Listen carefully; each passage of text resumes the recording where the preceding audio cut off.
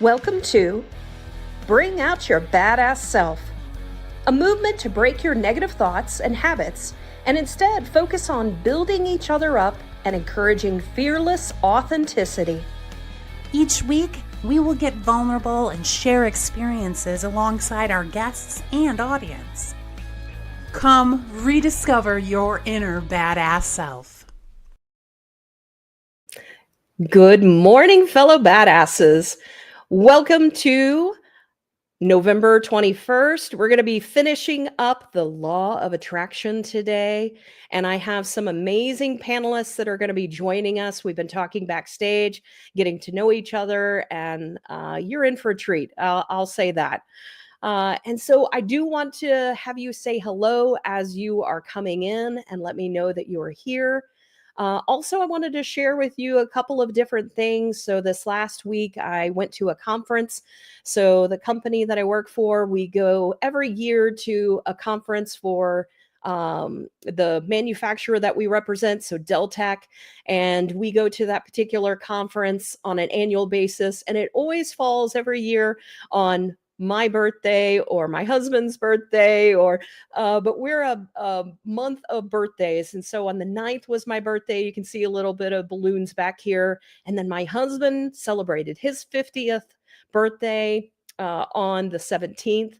And so we celebrated that, had a bunch of people over that night. And then my daughter's having a birthday. She's going to be a big 1-5. So she's going to be getting her learner's permit. We're going to start driving. So we have all of that going on, and I'm going to be adding a 1 to the 5 here soon. And then my birthday, when I had it, I turned 51. So I'm the opposite of her. So I'm the 5-1. So we are full of November Scorpios, and then my daughter, a Sagittarius in this household. But say hello as you are joining us. So I have a couple people already on. Let's say hello. So I think this might be, yes, Heather. So Heather, so glad to see you. She said, hello, my fellow badasses. And then also I have, it's your mom. Good morning. Happy Friday. My favorite beautiful badass. Have an amazing show. Thank you so much. That's Miss Carmen out in California. And so great to see you this morning as well. So continue to say hello to us as you are joining us. I also did want to share with you, I had shared last week that I was going to be going in and having a follow-up. So I had a mammogram. And as many women know, a lot of times they don't always come back with colors that, flying colors saying, everything's good. So for the very first time, I had to do a follow-up, and I'm happy to report I went in for my follow-up and everything is good. And so, as they said, a lot of times it really has to do with making sure that you don't get over worried, like there's nothing you can do about it, even if something did happen. So I really just went in with a positive attitude, but also sort of releasing attachment and, resigning myself that whatever happened, happened. And I would deal with whatever that was. But I am happy to report that they said everything's good.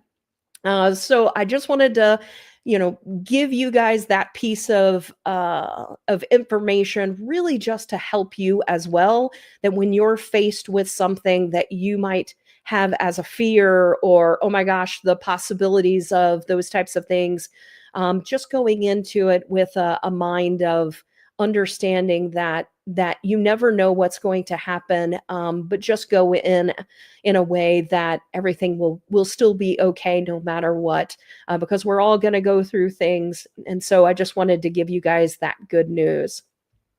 We have J. Rowe coming. She said, yay, good news about your mammogram. Yes. And so thank you for that, Jen, J. Rowe. And then Kim is here. She said, woohoo. So thankful it's all good. Joel also joining us. So glad to hear the follow-up went well. Thank you so much, everyone.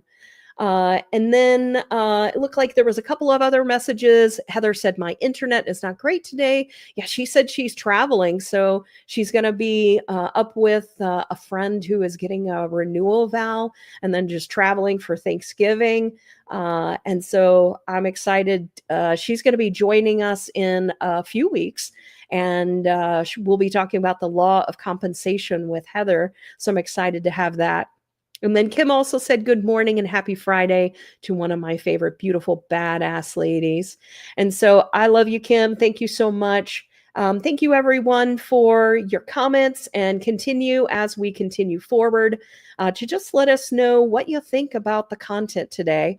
So with that, what I would like to do is bring our panelists up. So give me just a second while I bring them up and also unmute them. And so, good morning. And so, just to give a little bit of who it is that's here today. So, I have Debbie Heiser in the middle, and I have Mike Bourgeois. So, good morning. Good morning. Good morning. And so I want to do an official introduction to you guys, and then maybe you can add a little bit more flavor to it and tell us a little bit more from maybe a personal perspective. And so Debbie Heiser is the chief igniter and founder of the Lit Up Life. She is a remote coaching, as a remote coaching practice she launched in May 2014. And after 25 plus years of fortune, it says 50. Is it 500? And is it 50 and 100 firms? Well, Sprint was a 500 firm, Citibank was a 50 firm. So it's like this slash thing. It doesn't matter. Yeah. Fortune 500 companies. Yeah. Well, now she uses neuroscience-based methods to help executives and entrepreneurs uncover their inner leader and also overcome obstacles and build bespoke roadmaps for greater income, freedom, and fulfillment.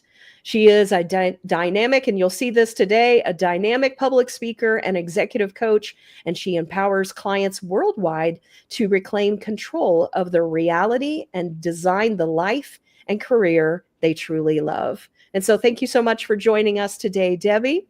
Thank you. It's an honor. Yes. And we also have Mike Bourgeois. He is Vice President of Solutions Engineering at ECI Software Solutions. For those in the audience, you also know him as our favorite person that helped us for years over at the Dell Tech World. But he has moved on, and he is a hands-on leader, as you know, who builds top-notch global teams and crafts tech strategies that drive growth and delivers customer-first solutions. Mike's all about bridging sales, marketing, and product to exceed goals and keep partners thrilled. I can tell you firsthand that is true. And so thank you for joining us, Mike. Thank you for having me. And so I'm excited about today's topic, and we're really going to be diving in further into this final episode of the Law of Attraction. And today our conversation will be about how thoughts, beliefs, and inspired action shape our life, and also understanding that what we are attracting is also because of what we have in our beliefs and those thoughts. And so also I want to say that I don't normally do this, but one thing that I wanted to sort of do and ask is that we have a very interactive group, but one of the things that I don't ask is, can you maybe also like, share, and comment on this particular episode? One of the things that I find is helpful is when people do that, it helps others find this content that also can benefit from it. And so I would like to also ask you guys to do that if you would be so kind. All right, so let's jump in, and maybe Mike, could you start us off? I'd like to understand maybe if you could share a specific success story where you consciously attracted a particular outcome. Yeah, a couple of years ago, one of my colleagues and friend, Mookie, he worked with me over at Dell Tech. He was a really incredible advocate for Light the Night, which is a fundraising activity for leukemia. and other blood-related diseases. And he was up in the Pacific Northwest, board member of this chapter. And it was something that was incredibly passionate. It was a passion project for him because he lost his best friend to a blood-related illness. I believe it was leukemia. And for the longest time, my former employer, Deltec, was a really strong advocate and supporter of the Light the Night movement and donating as much money as we could possibly raise for leukemia. And I always knew that Mookie was out there somewhat on an island representing this brand, representing this initiative, representing this great charitable organization, because it was something that was profound and really meaningful and impactful for him because he truly lost his best friend to this awful disease. Mm. And we were doing this thing at Deltec at the time where we were always having these competitions amongst ourselves, like which group or what part of the organization could raise the most money for Light the Night. And at the time, I had a team of about 80 people. And I said, you know what? I really want to stand behind this thing. Like, this is a great initiative. This is a great cause. And, you know, Mookie's a great friend of mine. And I said, let's go do this thing, but let's not tell him. Right. So I started to plant this seed out in the world where I went and got the CRO's blessing. I said, you know what? I'm thinking about this thing where Mookie's been on the board. He's been really a strong advocate up in the Pacific Northwest where we didn't have a lot of traction in generating a lot of fundraising out of his group. I said, I want to go ahead and fly as many people out to the Pacific Northwest and go do this walk for him. So Light the Night, actually, you all light a torch and you walk around like a park and you hold a certain different color torch based upon, are you a survivor? Are you doing it in memory of someone? Or are you just a general supporter? And for the longest time, he's been doing this somewhat on his own. He had a couple people that would help him. But I said, you know what? This is something important. This is a huge movement. Deltec is really supporting us as a company to stand behind this. Let's go surprise him. So I thought about this idea. Wouldn't it be amazing if I told him I was going to be out there? And I was just going to be out there out on a whim. And I was going to just try and surprise him and say, you know what? I'm going to meet up with you the night before you go do the walk. I'm out there for a different reason, but it would be great if you could come out and meet my family. We're going to be up in the air on a vacation. What he didn't know is I brought 35 of my closest colleagues with me. We rented a restaurant down on the harbor and we had this big surprise event for him where all 35 of us came out to actually do the walk with him. And all 35 people said, like this is important. This is such a unique opportunity for us to stand behind one of our colleagues. And we ended up raising $30,000. In all the other years prior to that, I think they raised $3 million. So it was just one of those things where I had this moment where I was like, I want to stand behind this kid. This is something important. And man, if we're all rooted with the positive intent to help, I wonder how many people would come along with a ride for us. We got 35 people. And when he walked into that, what he thought was where he was going to meet my family, and he saw 35 of his closest colleagues there, man, you could almost see the tears coming down his face. And you step back from that moment, you're like, man, that's cool. I put this idea out into the world. Other people bought into it, and look at what we're doing. We raised $30,000, and it was an event that every single one of those people will remember for the rest of their lives. It was cool. And that was just one of those things where, had I not manifested the idea of him walking into that room and being surprised, I don't know what we would probably done or what the outcome would have been for that year. But all 35 of us step away from that event saying yes, let's go serve other people. Let's stand behind things that people are really passionate about, and let's try and have some fun with it. Put some good into the world. It doesn't always have to be something that is arduous or painstakingly boring. We had a great time with it. We had a great weekend in Seattle, and man, Mookie will remember that for the rest of his life. So if I ever need to call on Mookie for a favor, man, he has my back, right? So when you put that good intentionality out into the world, I always think it comes back tenfold for you. 100%. Such a beautiful story. I actually don't know Mookie. And so I love this story. It's really just about manifesting. You saw the vision, you saw what was going to happen. You visualized it, and then you ended up putting certain things in motion, but you can't really control all of that. You have to also let go and then just see how it is that it sparks inspiration within other people. So I love this story, and I love Yeah. also, it's the fact that you're also supporting, not only a colleague, but also doing something that this person will feel and remember for the rest of their life. Yeah, and what I think was also an awesome thing is, the company stood behind what we were trying to do. Our leadership stood behind what we were trying to do. We got so enamored with like what we were doing and the surprise that we were throwing down. We all ended up getting shirts, and we branded ourselves as like Team Mookie. And man, just the energy and the inertia that you put behind such a positive thing. Again, it's one of those things where I look back on my phone 3 years, 4 years, 5 years from now, and you're like, man, we did that. That was cool. Well, it's such a great idea, or I just got to hop in here because it's such a great example of people don't remember what you do, but they remember how you made them feel. Right? Exactly. Yeah. Yeah. Yeah. Well, Debbie, do you have a particular story that you want to share as well?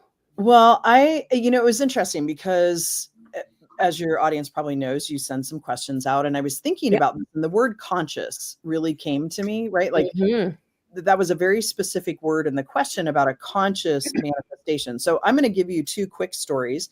Okay. One, and not from a team perspective, but more in an individual perspective. So I got divorced in 2020 after 30 years of marriage. And Mike, no offense here, so please know this, but I had made the decision last year that I was open to dating and open to manifesting a male love relationship with hair. And the reason I say that because my ex-husband was bald, and then I briefly dated a gentleman who was also bald, and I thought I physically need to like have something in front of me that is different, right? So that's what I chose. And I had a dog in 15 years, and on January 2nd, this guy came into my life. So I manifested a male love relationship, but it wasn't quite what I expected. I love it. I wasn't really specific. And you talk about in earlier episodes, right? Like be specific on what you want. And in the same realm, sometimes we know that we want something. And I think about moving to North Idaho. I come from Kansas City. I was in corporate for a long time. And that's a big jump sometimes to go from a W-2 job to then being the one earning your own income. And you just manage your money differently. But there is the subconscious manifestation too that happens. And it can happen on both of the laws of polarity. It could be things that don't serve you and things that do serve you. So I wanted to move to North Idaho, as did my husband at the time. And I was interviewing first of all, I started to get my master's at Gonzaga. I had no idea where Gonzaga was. So I had no idea it was 90 minutes from the place I ended up moving to, and got my master's there online. But I came into North Idaho. My best friend from my undergraduate lived here, and I was interviewing with a company called Coldwater Creek. I don't know if you remember them. It was a women's clothing store. They were based out of Sandpoint, Idaho. And I got a call on my third interview before I came in that they were struggling and having financial problems. So they were in a hiring freeze. And I was so upset. Right. And so I knew consciously that I wanted to find a job up here and move to North Idaho, whether it be here. And at that time, remote work wasn't quite as popular. Right. That was about 10 years ago. And so I went to a dinner party that night that my best friend coordinated, and a woman who I had known sat next to me, and she was looking for someone to come run her business in Idaho with her daughter and her sister who were based in California.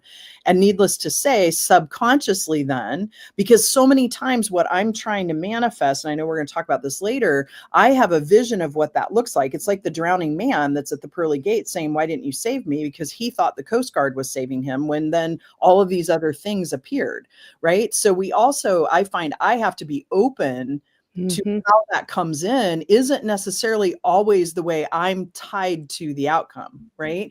So then she offered me a job as a CFO. I laughed at her. I said, just because I worked at Citibank doesn't mean I know finance. I haven't balanced my checkbook since high school. And she goes, no, I want you to be a CFO. So I literally came into a company knowing nothing about payroll, nothing about finance when it came to that.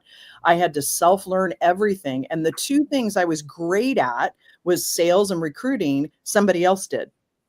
Right. So it was divine intervention too with that. But so to me, there's conscious manifestation and subconscious manifestation, and really being open to, you talked about surrender earlier, open to how that comes to you. Yeah. I love that. So apparently I manifested for you another person with no hair, a bald person, on this show for I you. know. And I know I was like, man, should I say something backstage before we start? But I thought, No, no, I love it. funny story, right? Yeah. Well, So let the record show I didn't manifest this. Like sometimes, you choose things, sometimes they choose you. Like I didn't choose this. Well, Like and if I obviously had a head of like hair. that then, right? Because I was married to one for 30 years and then dated another one afterwards. But yeah. I love your bald head, Mike. So I don't know. There's a lot of people in my life right now who know me any other way, honestly. I know. I Yeah. know. That's who I am. I love this story. One, because it is interesting that sometimes when we manifest things, when we aren't specific, we get what it is we're asking for. It just happens to be maybe a little bit different than we had intended or planned because one, we're not specific. But I love that you pointed out, that you caught the consciously, and that also subconsciously sometimes when we aren't in alignment with like our heart, like in what it is that we're wanting, like those two things, like the subconscious and the conscious, need to be in alignment as well. Otherwise we're in also sending out mixed signals as well. So that's why we really have to feel it as well when we're manifesting. And I know we'll talk about this a little bit more as to some of the things that sort of go wrong when we're manifesting as well. And Sarah, too, just quickly on that, one of the things that I've realized, and it helps me kind of settle, and you talk about grounded energy in one of your previous podcasts, and feel really grounded, is that I truly believe universe, God, whatever it is that you like believe. If you believe in universal law, you believe that the universe is always for you. So me getting a dog was what I needed to open my heart, right? To then be ready to date, right? So if we believe the universe is always for us, then whatever we are manifesting, there is either a learning opportunity in that or a blessing in that, right? Yeah. 100%. I love that. We have another individual, Molly, that's joined us. I believe this might be your first time. So hello to you joining from YouTube. We have Lisa joining us as well. And so good morning, beautiful badasses. And so Lisa, guess what? I found out I'm in perimenopause. So Lisa focuses on menopause and helping women, as well as talking about andropause with men. She was previously on. So thank you, Lisa, for joining us today. And so I'm loving each of these stories they just sort of represent different aspects. So, for someone else, looking at for us, and as we're manifesting different things. And I wanted to just maybe dive in a little bit more as to the thoughts and beliefs that maybe supported your ability to manifest what you want, and then also talk about like which ones sometimes when you're manifesting, what has held you back from being able to manifest as well. Debbie, do you want to start us off? So much there. That could be an entire show in and of itself, right? So first of all, part of what I love about you, Sarah, is that you embrace universal law. And to me, universal law really is the biggest piece that from a belief perspective, the universal law of vibration, which you talk about, and making sure that you're vibrating. So those, like understanding that and believing those. And sometimes it's really easy to believe that in universal law for the small things, right? But then when we're tested a little bit, because it's a bigger thing, I always talk about, there's a scene in one of the Raiders of the Lost Ark where Harrison Ford is wanting that thing that's across the huge crevice, right? And there's nothing there for him to get to that other side. And so trusting yourself, and we are taught so much, like I really seriously say we live in a matrix, right? Because we're conditioned with a lot of messages. And ultimately that message is don't trust, right? Like we learn not to trust ourselves, even to the point where when my son wants to go to Applebee's every time when we would go in high school, instead of just saying where I wanted to go, I'd be like, are you sure? Right? Which then degrades his trust in himself. So we learn that. And what Harrison Ford does is he takes that first step and all of a sudden, whoop, the stone appears. right, that he's standing on. Then he takes the next step. So for me, it's about faith that I don't have to know the 100 or 1,000 steps to get to that thing or that feeling that I want. I just need to start, right? And trust that when I take that first step, that first inspired action, the next inspired action will appear. But I have to be open to hearing that too, right? The resistance comes in that dichotomy of tension when I'm not open to doing it a slightly different way. So I think there's faith, there's trust, there's understanding universal law. And I go back to that. If I believe, and I do wholeheartedly, that the universe is always for me, I also have to believe it's for you and for Mike, and it's for my kid, it's for everybody else, right? Yep. The things that are happening, I don't have to control it, because control is an illusion. And ask me how I know. I used to be involved in Al-Anon, and they talked about everything I used to be involved in had claw marks all over it, right? As you try to control and hang on to things. Yeah. And so I think a big piece of that too is surrender. And that's not always easy. That surrender and letting go and letting it, like, saying what you want. And I have a friend that always says, give your waiter or waitress the order that you want, and then step back and let it happen. Right. So there's a whole lot of beliefs and a whole lot of things. And I think there's neuroscience that comes in it, because a belief is tied to your identity. And many times we have to kind of unravel that part, which is what gets in the way sometimes for people. But yeah, so there's so much I could go on with that, but that's all I'm going to say about that one. No, one, I love the visual of the stone coming up, and you're trusting and taking that step, but you still don't see any other stones ahead. And so what I love is what I tend to find is that people that are wanting to manifest something, it's that first step. It's taking that, like, believing like this is going to happen. I'm just going to take this first step and see where it leads me. I know whenever I do it, and I'll do it, and then sometimes, like, I'll get mixed messages. It's like here and here. And I'm like, okay, well, like, which way are you actually wanting me to go? It's like, okay, well, I guess I'm going, I'm going to go this way, because this is where, I'm getting least resistance. Or once I get then resistance, it's like, okay, were you also wanting me to go this way? So sometimes it's following that intuition and listening to the things that are pushing back, because it really is about flow. Like, when it's meant to be, it will flow and it will happen. The stones will just arise and start happening. Yeah. And I think it's really important, Sarah, because so many times, like, what I always say is, whenever there's confusion or chaos, there's an untruth. Because you look at nature, the universe is very uniform, right? It's very organized. And whenever we're confused, there is an untruth somewhere that leads to a belief, right? Or an identity piece. And so anytime that happens, I always tell people, I don't care if it's me as a coach or someone else, but find somebody in your life that can help you unwind what that untruth is, because then it becomes very clear which way to go. And resistance sometimes is a sneaky little shit. Oh, I didn't ask. I'm sorry. Is it okay? Oh yeah. We have the word ass in our podcast. Oh, yeah. Good call. Right. But they're little sneaky little suckers, right? Because what happens is resistance sometimes can be us resisting because it feels uncomfortable. And so that's why I think it's so important to dig in and uncover what that untruth is, so that then the road becomes much clearer and you can be more in flow. And sometimes it feels uncomfortable because we're not used to being in flow. I was a fix-it girl in corporate. So if there wasn't a problem, guess who created one so that it gets solved, right? Yeah, I love that. Yes, Sarah, I just want to jump on here. Yeah, absolutely. I mean, as we unpack this conversation, I'm learning a lot from you, Debbie. So this is great. I feel like I'm also part of the audience here.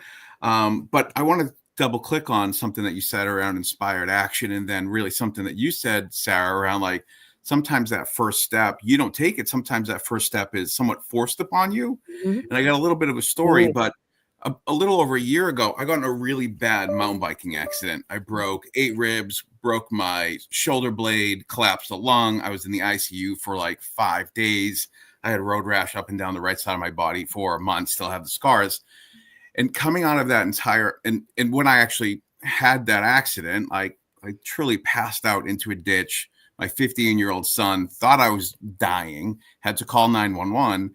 And I remember what that kind of did to me. Like, that whole entire episode said, you know what, Mike, you're not no one's going to sign you up and be a Red Bull rider next week, right? So like maybe find your place in the world where you're not going to be this amazing mountain biker, but kind of do it with a little bit more understanding about like where you are and how you are. And what it really kicked off for me was somewhat of a health journey for me. And as I went through that health journey, I said, you know what? I don't want to ever really have to put my son into the situation where, he's worried about my well-being. Right. So I started thinking about like, how can I get stronger? How can I get more fit? How can I maybe withstand some of the beatings that I'm putting on this 50-year-old body so I can continue to do the things that I love to do with my son? So like this whole entire, like this accident that I went through kicked off this health journey for me. And one of the things that really helped me as I went through this health journey, really thinking about how do I manifest a better, healthier version of myself, was really two things.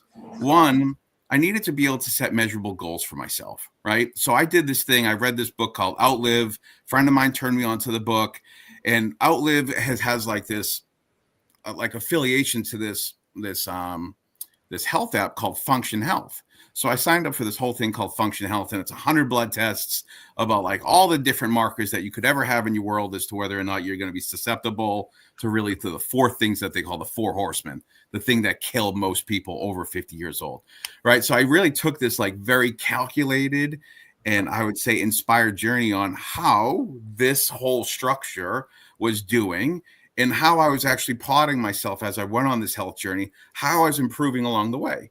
Because like as you manifest things, there's not like an end date. It's not like Christmas Day. It doesn't just show up. Like you work at the things over time. So for me to stay positive and to stay motivated to constantly manifest this better health journey, it was super critical for me to understand the things I was doing was paying off. And that's what Function Health did for me. I was able to track my heart rate. I was able to track my blood sugar. I was tracking all these things. And over time, as I was taking these tests, the things I was doing on this health journey, because I almost died in front of my son, was measurable. And I stayed in the fight. And I continued to go on really the best health journey I've ever been on in my life. But the other thing that I was really cognizant of to make sure that I stayed on the path and I wanted to manifest a better version of myself from a health perspective was I needed to go ahead and surround myself by the right community. Mm-hmm. So I always thought like, find the people that are supportive of your journey. And one of the things that I found was as I went to the gym, like you're surrounded by all the people who are on a similar journey. And I was going there 6 days a week. So it was great to see the same exact people all the time. Mm-hmm. And every single time, like I would get off a machine and someone else would do the machine after me, I was always staying very conscientious of like, are they putting the pin above where I was or where are they putting the pin below where I was? So like competitively, I had to stay in it too, that like all these other people who were doing similar things around their journey to better health were also somewhat like competitors to me, but not in a negative way, not an adversarial way. So one of the things that like kept me on that journey to manifest the best version of myself was measure, like have a way to understand, are you achieving the goal? Because getting to some place isn't a day on the calendar that you can circle. It's a journey and it might take 3 years. It might take 5 years, but stay on the journey. And the way I stayed on that journey was constantly being able to see that, hey, you are making achievements and you're surrounding yourself by people who are in the fight with you. Yeah, Sarah, if you don't mind, I got to jump in here because Mike, one of the things that just over the last year that I've really started to dig into, and if many of you are corporate, I'm sorry, I'm going to offend you right now. I'm just going to tell you, I hate SMART goals, right? Because what happens is if you have a goal to lose something or quit something, that's not a goal, that's a task. And I don't care what you say, those tasks a lot of times have very short-lived vibration. Right. And we all know the law of attraction is about vibration and you attract like, right. That's about that even in a previous episode. And so when you look at that, it's really about having a juicy goal. And your juicy goal is you didn't want to put your son in that situation again, right? You wanted to be the healthiest you could be so that he didn't have those feelings and that stuff come up for him when that was there. I had the same thing happen where I was even nervous about not saying that my juicy goal was to be active when my grandsons were older, right? That they're 4 and 1, because I was thinking, okay, well, my juicy goal really doesn't have anything to do with them. It's a byproduct, but I downhill ski and up here you get a free pass when you turn 80. So I want to be able to ski when I'm 80, not just go up for coffee, but I want the free pass. I know what that feels like. And that's piece too, is like feeling what that big juicy goal is. When you have a feeling for that, that's how beliefs are created. That's how you vibrate to then be able to manifest and attract what you want in your life. Because, you know, I've put on and lost the same 40 pounds my entire friggin' life, right? But until I decided I wanted to ski and be able to ski, that changed the behavior then of what I wanted to do. And I was nervous about sharing that people were going to judge me, that being around with my grandchildren wasn't more important. It is more important, but I don't know what that feels like to be 80 and to be able to like get up and down off the ground and play with them. I know what it feels like to go down that ski mountain, right? Yeah. So I think it's really important that when you look at goals, I mean, I get for corporate, like, but having measures are important to see the progress and not typical measures. You know, I tell people the scale is only the pull to gravity to the earth, right? Like have other measures that you have with that. And honestly, that's why I got my dog. I read that book and I was looking up longevity and it talked about single people having dogs and he popped up. Anyway, yeah. Yeah. Well, I'm going to get a little vulnerable here. So here recently, I so I meet with a depth psychologist on a every other week basis. And when it comes to like manifesting things from my career or manifesting my life with my family and, you know, with my daughter, and, you know, like I truly believe I manifested my daughter because she's, you know, exactly like what I imagined whenever I thought about a daughter, you know, just all those things, my husband, just all of those types of things. But recently I'm like, okay, so one of the things that I also feel like I have been manifesting is I am a fuller woman, and I've also been wanting to get more healthy. And I don't necessarily want to lose weight, although I would love to be able to do that as well. But it's more about like the ability to not feel out of breath whenever I'm going up the stairs. It's being able to do things easier when, you know, just honestly getting on a plane and, you know, getting in that seat buckle and saying, is this seat buckle actually, am I going to have to get an extender? You know, things like that. And so it's those types of things that, you know, I started thinking about like what might be holding me back. And whenever I really started to think about it, it was the fact that my persona, my identity is I am confident, I am a fuller woman, and anybody can be confident, you know, look at me. That also, you know, holds me back in being able to be something else. And so I'm sharing this just to be able to let people know that sometimes the intent that you have might be full of purpose and might be great. And it also can be the thing that's limiting and holding you back as well. And so I've started to like really come into like understanding a little bit more about my beliefs and some of the thoughts and like, okay, well, how can I view this differently? But it was exactly what you said. It's not about like, oh, I'm this weight, I want to be this weight.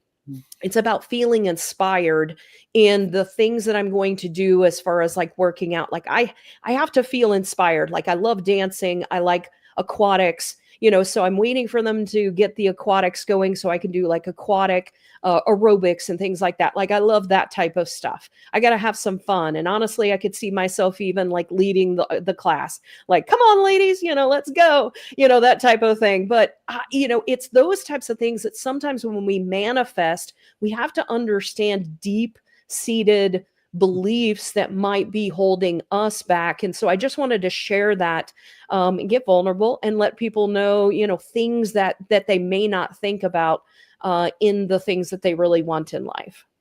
Yeah, Sarah, jumping in on that too, so many times those messages are in our subconscious, right? Because our subconscious can't deflect messages. So even our conscious brain, when we deflect messages, we still, those come into our subconscious brain and we process those, right? And it can be really insidious. And I think it's so important. You were talking about earlier, Mike, like surrounding yourself with people, because like even when I went to go start this business, I couldn't understand why I kept hitting this wall about doing it full time. I mean, I felt called to do this. And my coach helped me see that I had a double bind and a loyalty pact with my mom. She passed away actually at the age I am right now of breast cancer. And she swore it was the stress of owning her own business. Right. And so in my subconscious brain, if I owned my own business, I was going to die. Right. And that's a scary thing. And so our brain is wired to keep us alive. And so having someone else help me see that and uncover that, then I was able to let go of that and realize too that if I did that, that was her story, not mine. And it also meant I wasn't making her wrong. Right? We have loyalty pacts with spouses, partners, parents, anybody that's important to us, that if we do something different than what their beliefs are, then we're saying they're wrong. Right. So many times that, like your thought too around like being vulnerable with that, it's sometimes we don't see it. We don't understand. And if you feel like you're hitting a wall, find someone that can, again, find that untruth that's in your subconscious. Yeah. Yeah. Thank you for sharing that story. I love that. The other thing that as I was talking with her, that whenever I really thought about like what I hate is people that will like congratulate people for like great job and losing all the weight. And I'm like, you're still the same person. Like for me, like if I lose weight, I don't want people congratulating me. I want people congratulating me on getting healthy, not on losing the fucking weight. Yeah. Like, so it's also one of those things that holds me back as well. Like I don't, whenever I think about those types of things. And so understanding some of those deep-seated feelings or things that you don't know, I think that that's a really good suggestion, and people really digging deeper and understanding some of the things that might be holding them back that they don't really understand until they get to their unconscious or subconscious. Yeah. And one last little thing here, like I look at that too, because what I find too, though, is we try to do all this on our own. Right. And then when we screw something up, our vibration lowers because we start to go into guilt and shame, beat ourselves up, which is the opposite of what we want to attract. Yeah. Right. So finding community that then you can borrow beliefs sometimes from other people. Right. You can share those things, and I think self-sabotage is bullshit. I'm just going to say it, because we're all smart, brilliant people. If we knew what was getting in our way, we'd do something about it. And many times, if you find yourself up against that wall, it's neuroscience. And if we can step back and say, what would it take to get to here and not compress our identity into something, that helps us move forward easier. Yeah. Mike, so as we're talking about things that have happened that where we've manifesting, we're trying to manifest and we've failed. Have you ever had something where you were trying to manifest something, but you failed, but you learned something from it? Again, for me, like, I don't think manifestation has a defined timeline. Like, I'll give you an example. Right now, I'm in the process of trying to build, like, corporate America is great for all the things that corporate America is great at, but I don't want to be doing it for the rest of my life. In fact, I want to go ahead and plan an exit strategy of 5 years from now. I want to be done. And I want to really get into creating a business where I have 10 rental properties and all of them are curated, unique Airbnb experiences, right? That's my goal. It's the thing I'm manifesting right now. I'm in the process of securing as many rental properties as I can. And as I'm going on this journey, one just recently fell through for me. And as I was going through that entire episode, like it was, if a real estate deal falls apart, you lose some money, you lose some time, you lose the opportunity of what that was going to present to you. Yeah. And the way that I'm looking at that is like, yeah, sure, I might have lost some time, but man, I learned a lot of lessons as to what not to do the next time I go ahead and try and secure a rental property on my own. I was trying to do it without an agent. I was trying to do it with a lawyer that I trusted. I was trying to do it with a banker that I trusted. And it just didn't work out. But me, the banker, and the lawyer that I was using have all learned a valuable lesson as to how do we go do this the right way the next time. So like the thousands of dollars that I lost in that entire process of trying to like get this property to manifest that goal, like that was an investment in me. I'm not going to make that mistake again. You make that mistake once, right? So as I go on this journey, it's one of those things where, yeah, there's going to be some loss along the way, but that's not the end. You're just learning there. Mm. And there's this mentality that exists inside of my family that like any single time, like you're finding something that you're not achieving the right way, you're not doing the right thing. I always talk about it with my kids. Like I always have this mantra that I said, hey, you won the lottery. Like the fact that your mother is from the Arctic Circle of Sweden and I grew up north of Boston, and you exist on this world right now, like you won the lottery, right? So as we kind of walk through all the things that get in our way of achieving our goal or doing the thing, my son's a huge downhill mountain biker. He wants to go ride Red Bull Rampage one day, and every single day he's trying to push himself to be bigger and go stronger and go harder and do crazier things. And when he doesn't do it, he beats himself up on it. And I'm like, dude, if that's your goal, cool, continue to manifest that. But like, just remember, like, just because you don't achieve it today doesn't mean you won't achieve it tomorrow. Sometimes you have to visualize yourself doing these things. Sometimes you have to step away from that jump, being afraid that you didn't hit it, only to go ahead and build up the nerve to hit it the next time we're up there, right? So for me, it's not a linear journey. It kind of goes like this, and it has no defined timeline. Mm-hmm. So we always kind of ground ourselves and root ourselves when things go bad or things don't go the way we want. Just step back and say, man, you won the lottery. Like, you're alive. You're in a house with 2 loving parents. You have running water in your house. Like, you won the lottery still. Go do that thing the next time. Don't beat yourself up over it. Yeah, it's funny. I had a colleague that told me, I don't understand how you look at things as an opportunity, or, like every time we would have a client that would be upset at us, I was like, oh, that's just an opportunity. Like, the client wouldn't be upset with us and tell us that they're upset at us if they didn't want us to fix, whatever the situation is. That's just an opportunity to have a closer relationship and hear the person out and see how it is that you can help them. And, with anything that I've been given, I look at it, I'm like, oh, okay, what's the lesson here? Or, what's the opportunity out of this? But it was funny to hear them say, like, I don't understand that mindset.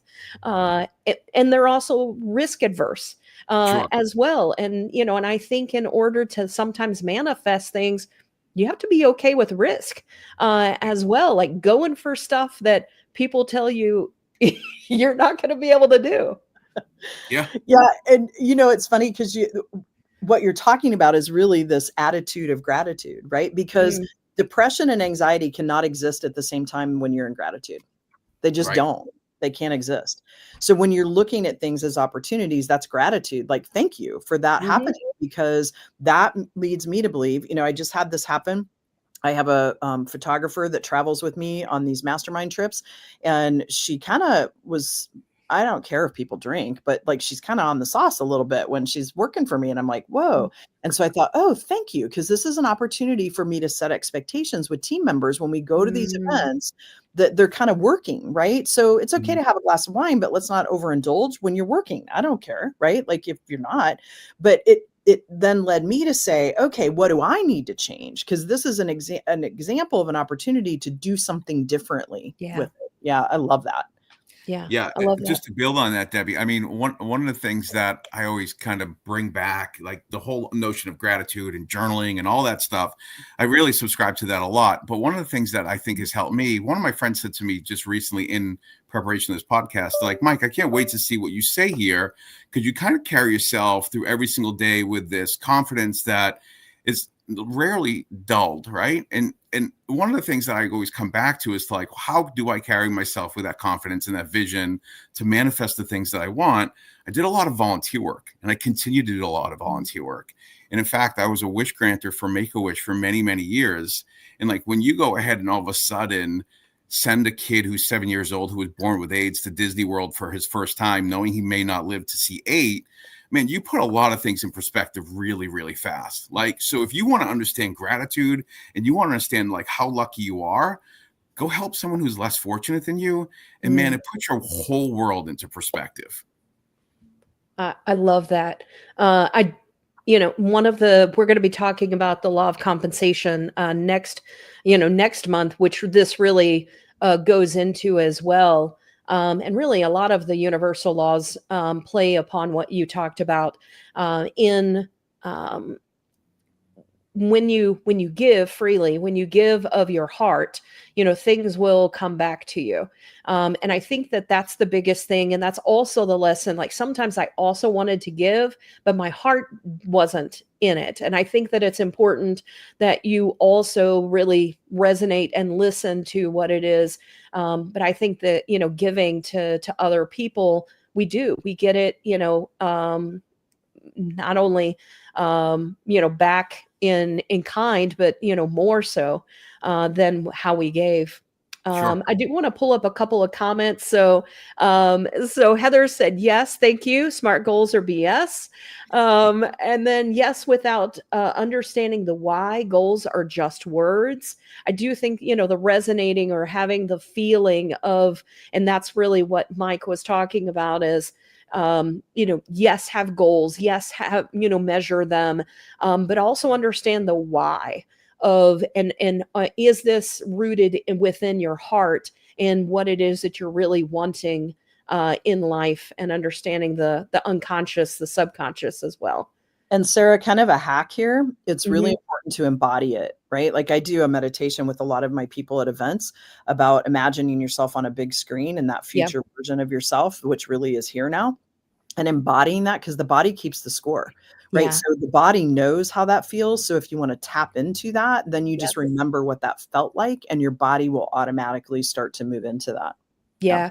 And I'll be curious what you guys think about this, but one of the things I was introduced to is that if you're having trouble connecting to it from a heart perspective, or you're really not believing it, one of the things that I've learned is to do an ask formation. Like, oh, I wonder why it is that I have XYZ. So you're like asking yourself a question, but then it's inviting yourself to feel what it is that feels like, because sometimes we have a hard time because we have these limiting beliefs that we don't really believe like we deserve certain things. So by starting the process through an ask formation, you can then start to feel what it is that might feel like. Yeah. Yeah. And then we have Nicole joining us as well. She says, good morning. Interesting share. My mom, I feel, worked herself to illness and death because of her business. And, there was another comment that she had here. Now this first year is mine. I've been thinking I'm following in her footsteps. She died at 61 and I'm 49, and it makes me wonder if I too will die young. Sarah, can I address this briefly? Yes. Yeah, Nicole, one of the things that I would say is the mind is powerful, right? And Sarah, you were talking about how words are matter to us. And I have a friend that says words are matter, right? Words are energy. And so our brains are like our mind, really, the brain dies when we die, but the mind is the essence of who we are, and we create that reality. So feel free to reach out. I'm happy to talk you through this, because don't manifest that, right? Like, but that's easy to say on this side. And I've been through that. So feel free to reach out to me and I'm happy to chat with you more about that. But, like there is always that wonder, but that's her story, not yours. I just want to throw that out there. Yeah, I love that. My husband said, started saying this as well. And I was like, Jay, I was like, this was been several years ago that he was like, well, his father died at 72 and, my father died at at this age. And he was like, I'll probably last like a couple of years later, like 74. And I said, well, if you say that and you believe that, that's exactly what's going to happen. And I was like, is that what you want? Like, let's talk about this. Is this really what you're wanting? Because if you say that, that's exactly what's going to happen. Yeah. And he's like, oh, like, didn't connect the two. And I was like, no.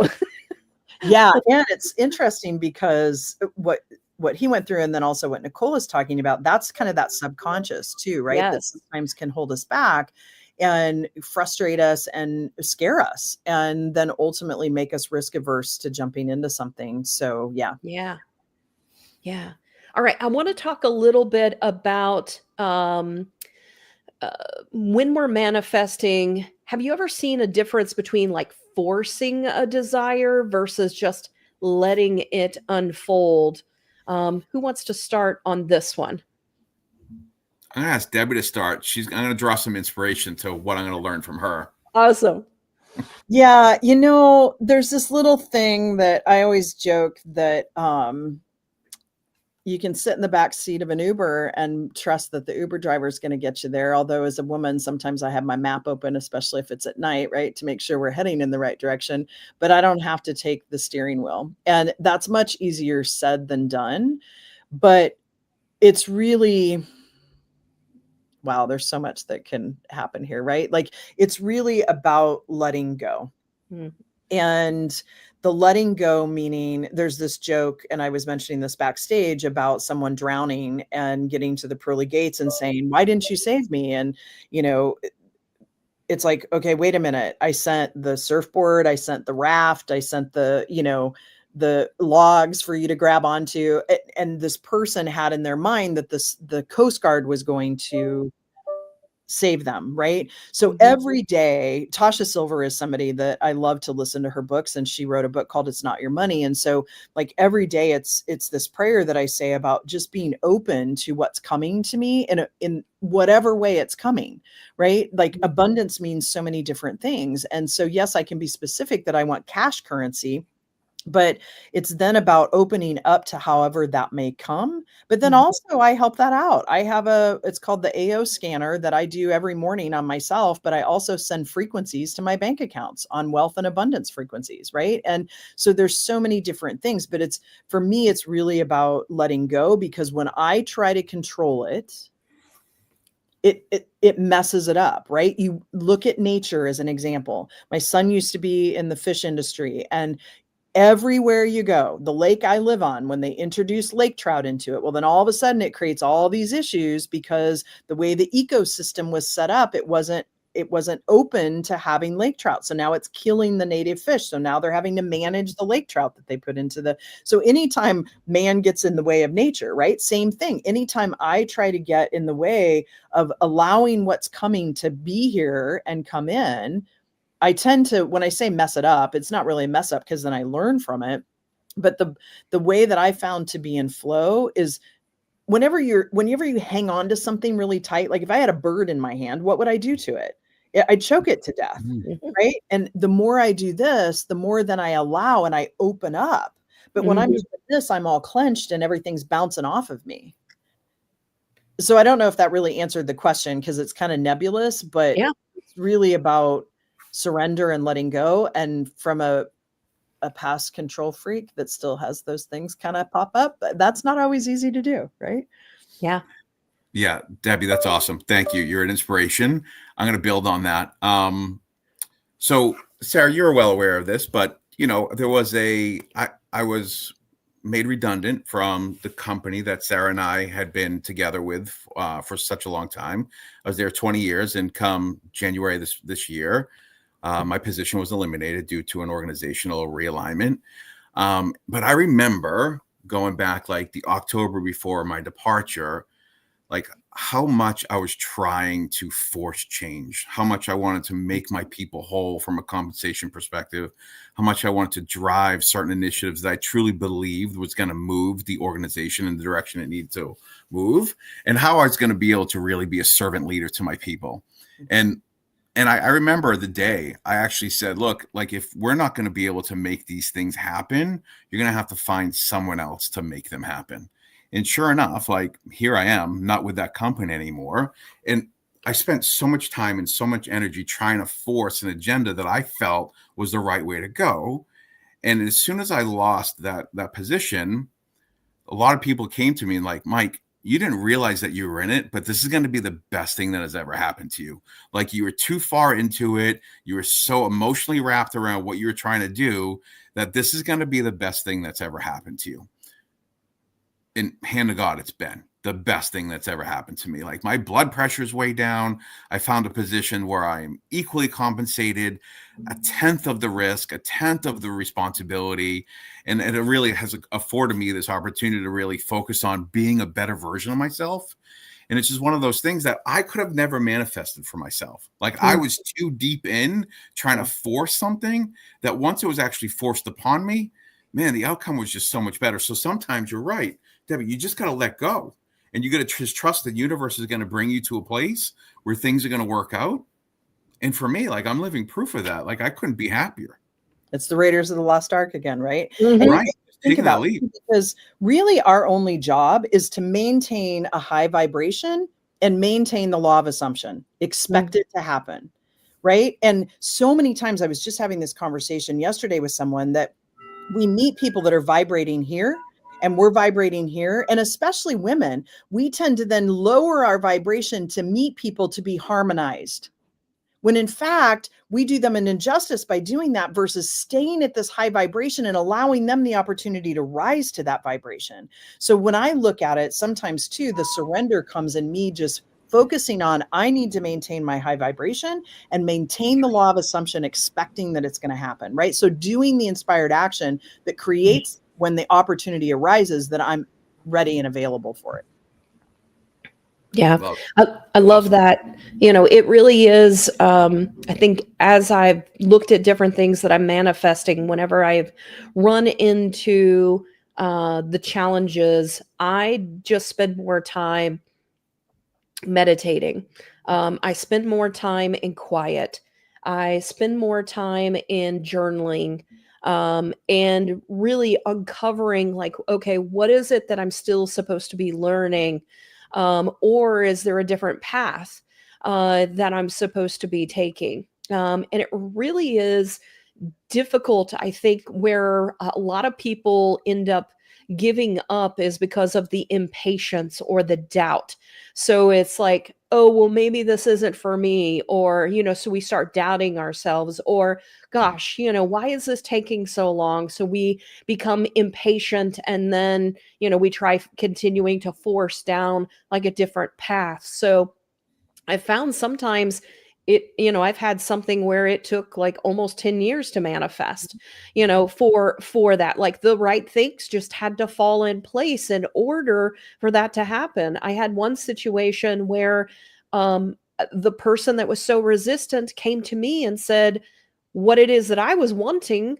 They came to me and said, I think this needs to happen. And I was like, okay, like, like all of a sudden things came in alignment, but now this person who was so absolutely against it ended up suggesting it, what it is that I was wanting. And so it's interesting just to, sit back and go, okay, apparently there's still some more to learn, or, things like that. So I think, the impatience and the doubting is where a lot of times people fail. So I wanted to see what you guys think about that, as far as like when you have done something like the desired outcome. And I know, Mike, you said, it's there's not a timeline. Like sometimes it's going to take a while, but I do think that it's those lessons along the way. So I was curious, as when you have been impatient or doubting things along the way, how have you dealt with that?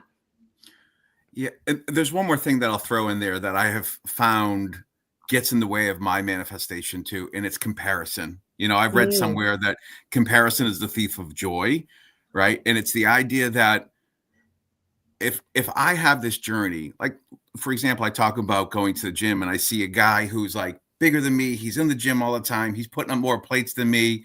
And I look at like what he's doing. I'm like, how come I don't look like that? And I'm like, well, Mike, stop measuring yourself. Like, he's on a different journey. His situation is never like similar to your situation.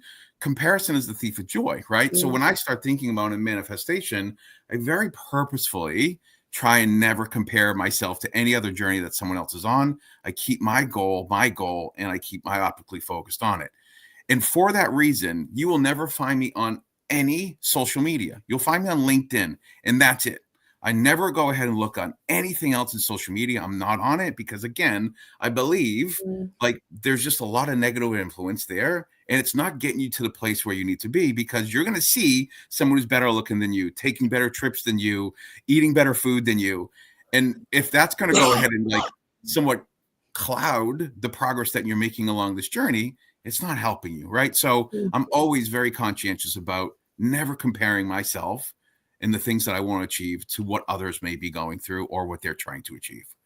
I don't remember if that answered your question, but that's certainly stuck out in my mind. I'm like, we got to talk about this, because I do believe it's like such an inhibitor of people manifesting the things that they want. I love that you said that, because when you were saying earlier, when you were like looking at the guy, next to, like, what are they doing? Like, where are they at? Are they in comparison? And so I love that you came back and said also, like, yes, you can see like where other people are at, and that can also motivate you and inspire you. And also don't, focus on where they're at in comparison to yourself. So I love that you came back and said that. Yeah, adding to that a little bit, I think self-awareness is really key to manifesting. Knowing who you are, what you're available for, and what you're not available for. There's a great book called The Year of Yes, written by Shonda Rhimes, who, wrote Grey's Anatomy and all these things. So it's a great read. And it really embraces the law of sacrifice, meaning that if you know who you are, right? If you imagine yourself as a vase, when we pour out, we knock off the unending supply that's coming into our vase. And then what happens is we go into resentment. We say yes to things we didn't want to say yes to, all of those things. And if I hear one more time I'm pouring out into people, it just makes me want to vomit, right? Because you pour out, and then what happens is your vase goes low, right? And your vibration starts to lower, versus standing tall and allowing that energy to come into you, and people get your overflow. Right now, we knock holes in our vase too, right? And have energy seep out with the imposter syndrome and the comparison and all of those things.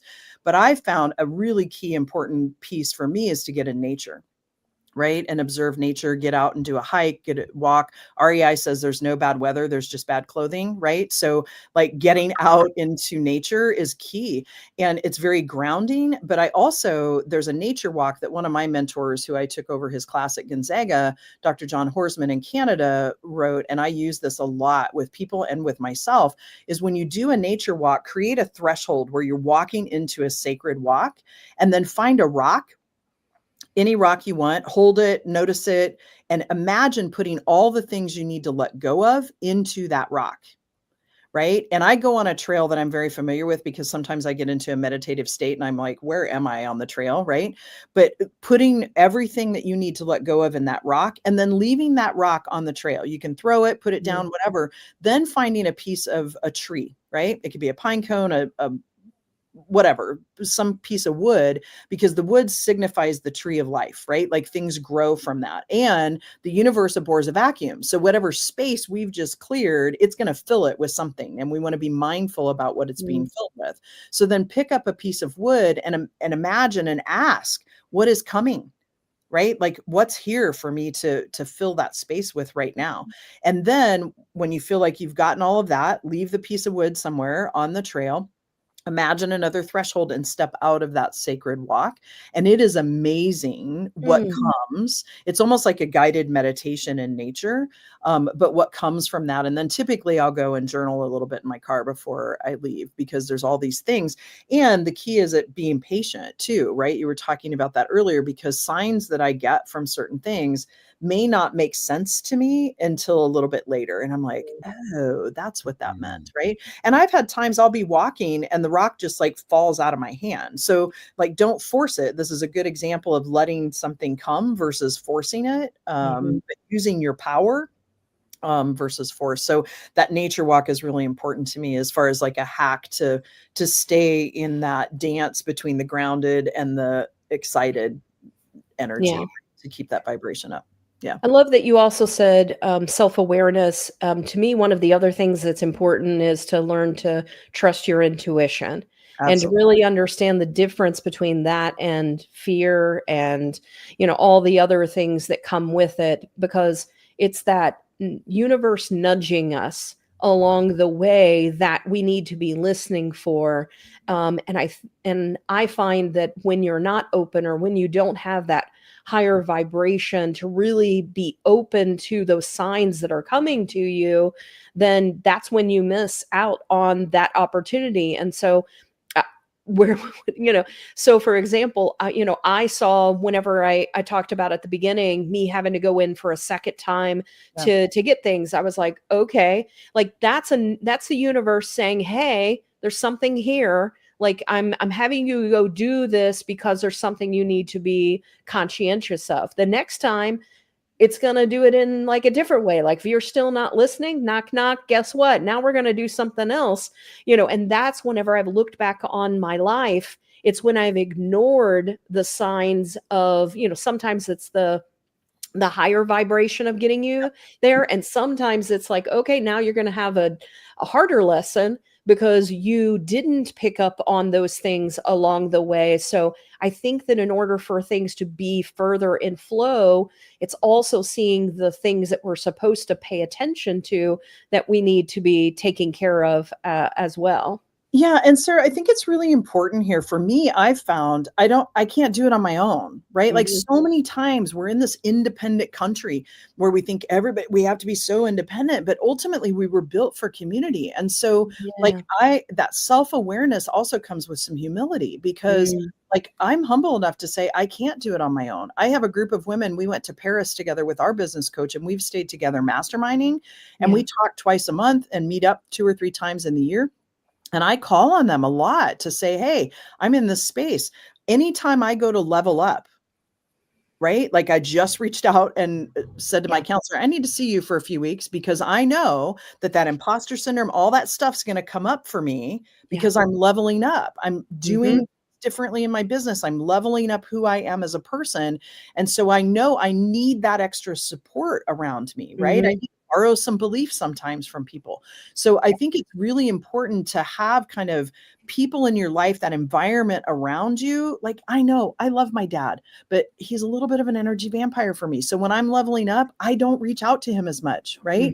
Doesn't mean I'd sever the relationship, but then I'd surround myself with other people that continue to lift me up until I don't love the phrase fake it till you make it because I think that's unauthentic, but be it until you become it. So as I'm trying to be that person, I need other people to help believe in me and support me in that journey. So I highly recommend to people to have a board of directors, right, that are different than you, that help you think about things differently and call on them for support. There's nothing wrong with saying, I can't do this on my own. Yeah, I love that. Well, I want to end things with also giving some information back. We've provided so much to our audience, but I also want to focus on if you had to give insight or any type of final advice to our audience or anybody that's listening in talking about understanding how the universe has nudged you to take inspired action when manifesting, is there any final advice that you would give our audience in the things to sort of pay attention to? Mike, go for it. Yeah, I mean, I'm going to steal something straight from corporate America, but like I always feel like you should understand what your mission is as a person and what are the core beliefs that you do to support that mission. Like for me, I always, if someone were to ask me like, what's your mission in life, Mike? My mission is always leave the people in the places that I find better than I found them. And the way that I do that is I always look for the two greatest gifts that are out there, to help and to be helped, right? So if you live those beliefs and you put those beliefs out into the world and you share those with the people that you're surrounding yourself with, you will find a community that will help you manifest. I truly believe that. There's a gentleman that just recently came into my life. He's a pastor. His name's Tate. And the things that Tate is doing as a pastor in a local church, he's helping food drives when the government was shut down. He does these clothes drives. He and I just talked about well projects that we both did in Tanzania for a bunch of people who didn't have wells or running water in their villages. And like, I feel like that person found me, right? Because I put that energy out into the world. But you will find those types of people, those like-minded people, if you know what your mission is and you know what your core value is. I love it. Yeah, that's awesome. And, I would say everything comes from love or from fear. And if we can understand and see behaviors in other people as we're leading other people and understand it has nothing to do with us when they're triggered and understand there's some kind of fear underneath that, then we can approach them in love, right? Whenever ego tries to take over and go into fear. So for me, the biggest thing, whether it's manifestation, whatever it is, if you can understand, is this coming from love or is this coming from fear? If it's coming from fear, there's an untruth. And then all that is neuroscience, right? unwinding what the untruth is. If it's Mhm. coming from love, to your point, Mike, that's when you're going out and you're doing acts of service and you're showing love to other people. And that love comes back to you in so many different ways. Yeah. I love the ending from both of you. I want to add one other thing that I also think that can potentially help people is as I look at individuals, we all have our own special talent, the thing that makes us unique. And a lot of times it's hard to embrace sometimes what that is and really become our authentic self. And so I think it's finding what it is that is truly you and where you just like it's natural for you. Like you were here to do something. What is that? You know, we all have a specific purpose. And I think this goes back to what Mike is saying is understanding first that the core beliefs in what you have, understanding your purpose, but also embracing what that actual talent is and understanding that it's different than someone else. You know, someone else might be, you know, the person that's meant to hug people and love people. There are also people that are here to provoke and to, you know, cause people to really think, you know, further. So everybody has their own unique talent. It's figuring out what that is for you and then embracing it and pushing away the self-doubt and finding a way to really just believe in yourself and moving forward with what it is that you have as your unique ability in life.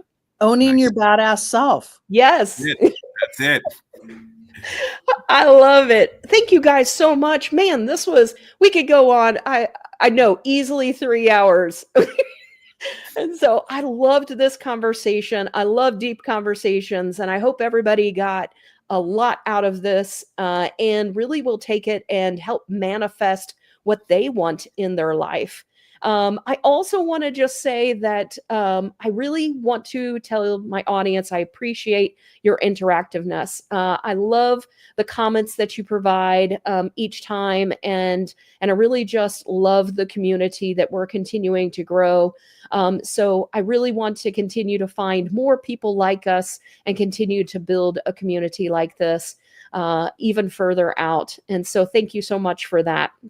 We are going to be off next week, so happy Thanksgiving and hope everyone has an amazing Thanksgiving. And then on the month of December, we'll be wrapping up the year with our final universal law. It'll be the law of compensation. And so on December 5th, I will be covering what the law is. And then on December 12th, I'll have a panel joining me to discuss the law. And then I will be wrapping up the year on December 19th with a special co-host that will be ending the year. And as I've also said, I'm still figuring out what I'm going to do next year. So if you have ideas or things that you really love, or if you have individuals that you think, hey, Sarah, you really should check this person out, send them my way. I'm still continuing to figure out what it is I'm going to do next year, either as a theme or maybe changing some things up. So I'm still trying to figure that out as well. And so I want to also just a final thank you to Debbie and Mike for an amazing conversation today. Thank you. Yes. Everyone have a badass Friday, and we will see you next week.